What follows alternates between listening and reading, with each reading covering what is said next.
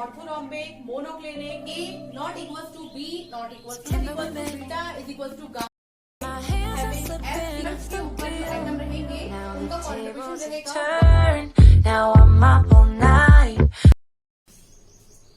Hello students, welcome back in my class. आज का हमारा टॉपिक है 7 बेसिक क्रिस्टल सिस्टम। हम लोगों ने हमारी प्रीवियस वीडियोस के अंदर यूनिट सेल क्या होते हैं, बहुत सारे यूनिट सेल को अरेंज करने के बाद हम लोग स्पेस लैटिस को किस तरीके से फॉर्म करते हैं, किसी भी एक यूनिट सेल को पर्टिकुलरली हम लोग कितना रैंक दे सकते हैं, यानी कि कंट्रीब्यूशन ऑफ एटम कितना होता है किसी भी एक यूनिट सेल के लिए, ये सारे डिस्कशंस हम लोग कर चुके हैं। तो आज हम लोग उससे एक स्टेप आगे पढ़ना स्टार्ट करेंगे क्रिस्टल सिस्टम को। जैसा कि हम लोगों ने बात किया था कि क्रिस्टल क्या होते हैं, कोई भी ऐसा एक सब्सटेंस जो कि लॉन्ग रेंज ऑर्डर को फॉलो करता है या फिर कह सकते हैं एनाइसोट्रॉपिक बिहेवियर को शो करता है, उन सभी को हम लोग कहते हैं क्रिस्टल। क्रिस्टल बेसिकली अपने आप में 7 पार्ट्स में डिवाइड होते हैं, जिनके नाम है cubic, tetragonal, orthorhombic, monoclinic, rhombohedral, triclinic and hexagonal.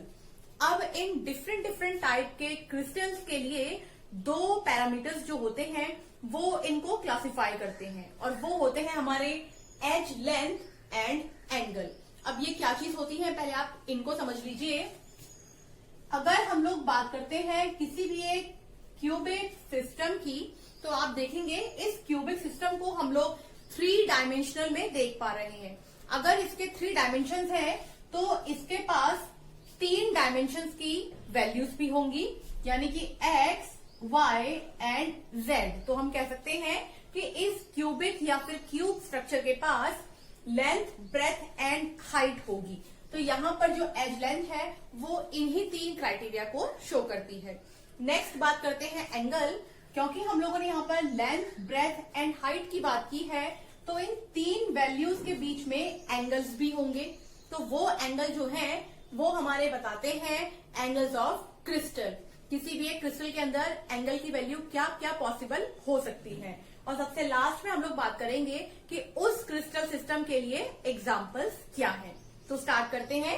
सबसे पहले बात करते हैं क्यूबिक क्रिस्टल की।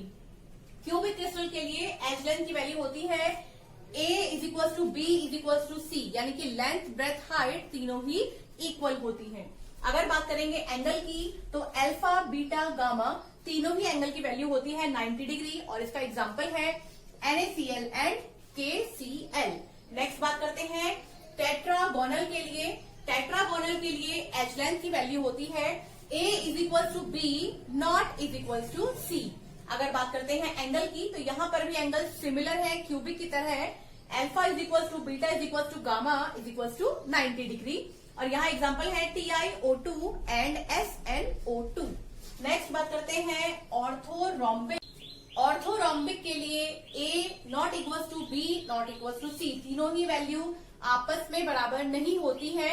और अगर बात करते हैं एंगल की, तो alpha is equal to beta is equal to gamma, ये तीनों ही वैल्यू होती है 90 डिग्री के इक्वल। और एग्जांपल्स की अगर हम लोग बात करते हैं, एग्जांपल्स होते हैं KNO3 एंड K2SO4। नेक्स्ट हम लोग बात करते हैं हमारे 4th क्रिस्टल की, जो कि है मोनोक्लिनिक। मोनोक्लिनिक के लिए A not equal to B not equal to C होता है। और अगर बात करते हैं अल्फा की, अल्फा और गामा की वैल्यू होती है 90 डिग्री, लेकिन बीटा की वैल्यू 90 डिग्री नहीं होती है, यानी कि ये उससे ज्यादा या उससे कम कुछ भी हो सकती है। तो एग्जांपल की बात करें CaSO4.2H2O, यानी कि हम लोग कह सकते हैं जिप्सम। जिप्सम एग्जाम्पल है मोनोक्लिनिक क्रिस्टल का। नेक्स्ट हम लोग बात कर लेते हैं हमारे 5th पॉइंट रोम्बोहेड्रल की। रोम्बोहेड्रल के लिए तीनों ही एज लेंथ इक्वल होती है। बात करते हैं एंगल की, तो अल्फा, बीटा, गामा तीनों की ही वैल्यू 90 डिग्री के इक्वल नहीं होती है, यानी कि ये इससे ज्यादा या फिर इससे कम होती है। एग्जाम्पल की बात करते हैं तो क्वार्ट्ज। क्वार्ट्ज पे बहुत बार बोर्ड के एग्जाम्स में क्वेश्चन पूछा जाता है कि क्वार्ट्ज किसका एग्जाम्पल है। नेक्स्ट हम लोग बात कर लेते हैं ट्राइक्लिनिक। ट्राइक्लिनिक के लिए तीनों ही एज लेंथ इक्वल नहीं होती है। अगर बात करते हैं एंगल की, तो तीनों एंगल भी आपस में इक्वल नहीं होते हैं। Alpha not equal to beta not equal to gamma तीनों आपस में भी इक्वल नहीं होंगे और ना ही कोई भी एक 90 डिग्री के इक्वल होगा। और एग्जांपल की बात करते हैं K2Cr2O7 पोटेशियम डाइक्रोमेट। नेक्स्ट हम लोग बात कर लेते हैं हमारे 7th एंड लास्ट क्रिस्टल की, हेक्सागोनल। हेक्सागोनल के लिए A is equal to B होता है, लेकिन ये दोनों ही C के इक्वल नहीं होते हैं, यानी कि एज लेंथ में दो लेंथ सेम होगी और एक लेंथ सेम नहीं होगी। अगर बात करते हैं एंगल की, अल्फा और बीटा एंगल होता है 90 डिग्री के इक्वल, लेकिन गामा एंगल जो होता है उसकी वैल्यू हो जाती है 120 डिग्री। एग्जाम्पल की बात करते हैं तो graphite and ZnS zinc sulphate, ये होते हैं हमारे एग्जाम्पल ऑफ हेक्सागोनल। अब यहाँ से क्वेश्चन किस तरीके से आता है उसके बारे में बात कर लेते हैं। यहाँ क्वेश्चन दो तरीके से आता है, या तो हमें कोई भी एक एग्जाम्पल दिया होगा और कहेंगे कि उसका क्रिस्टल सिस्टम, एज लेंथ और एंगल बताइए क्या है, या फिर हम लोगों को क्रिस्टल सिस्टम दे देंगे और बोलेंगे कि उसका एज लेंथ, उसका एंगल और एग्जाम्पल बताइए कि क्या है।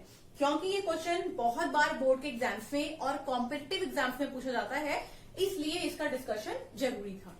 अब हम लोग बात कर लेते हैं कि किसी भी एक यूनिट सेल की रैंक की हेल्प से हम लोग कैसे फाइंड आउट कर सकते हैं कि उसका फॉर्मूला क्या होगा। अगर हम लोग बात करते हैं हमारे पहले क्वेश्चन की, तो हमारा पहला क्वेश्चन है a compound of element X and Y having FCC structure. तो सबसे पहले हम लोग एक क्यूब का फॉर्मेशन कर लेते हैं। यहाँ पर इन्होंने हम लोग कहा है X एट द कॉर्नर, यहाँ पर X एटम जो है वो कॉर्नर्स पर है। हम लोगों ने कल बात की थी कि कॉर्नर्स के ऊपर जो एटम रहेंगे उनका कंट्रीब्यूशन रहेगा 1/8। नेक्स्ट बात करते हैं Y at each face of cubic structure. अगर हम लोग बात करते हैं Y एटम की, तो ये हर एक फेस के ऊपर प्रेजेंट है। तो हम लोगों को पता है यहाँ पर 6 फेजेस हैं, तो ये हो जाएगा हमारा Y एटम। अब अगर हम लोग बात करते हैं इनके कंट्रीब्यूशन की, तो उसके लिए वैल्यू फाइंड आउट कर लेते हैं। कंट्रीब्यूशन ऑफ X एटम, यहां पर X एटम, एक X एटम जो कंट्रीब्यूशन करेगा वो हो जाएगा 1/8, जैसा कि हम लोगों ने कल फाइंड आउट किया था। तो हम लोग बात कर लेते हैं contribution of 8X atom.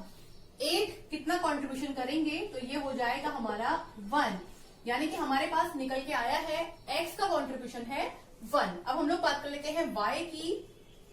Contribution of Y atom, एक Y एटम का कंट्रीब्यूशन है 1/2, क्योंकि हम लोगों ने कल बात की थी कि जो फेज होंगी उन फेज पर अगर हम लोग किसी भी कंपाउंड को फेज से पार करवा रहे हैं, उसको पास कर रहे हैं, तो आधा वो फेज के लेफ्ट हैंड साइड, आधा राइट हैंड साइड रहेगा।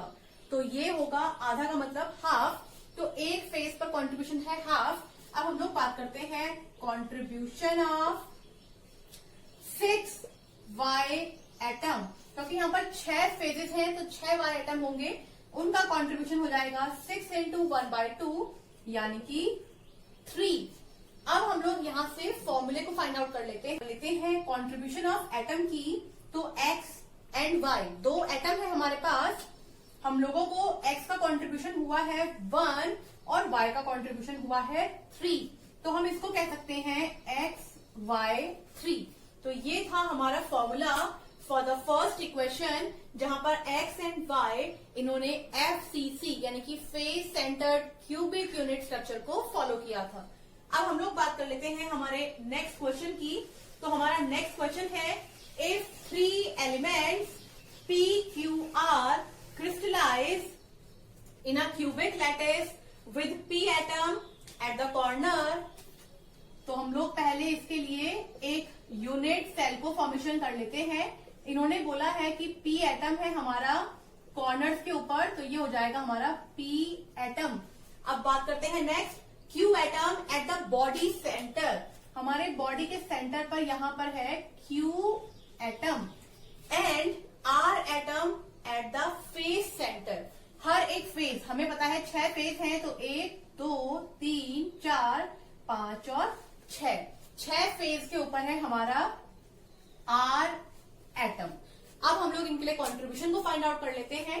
अगर बात करते हैं पी एटम की, तो 8 होंगे पी एटम, ए का कॉन्ट्रीब्यूशन है 1/8, यहां से फॉर्मूला निकल के आएगा 1, यानी कि पी की वैल्यू है 1। नेक्स्ट बात करते हैं क्यू एटम की, तो क्यू एटम बॉडी सेंटर पे है। हमने बोला था कल की वीडियो में कि बॉडी सेंटर पर जब भी कभी कोई एटम होगा तो वो कंप्लीट कंट्रीब्यूशन शो करेगा, कंप्लीट मतलब 1। तो बात करते हैं क्यू एटम की, क्योंकि क्यू नंबर में भी है 1 और कंट्रीब्यूशन भी है 1, तो वैल्यू हो जाएगी 1।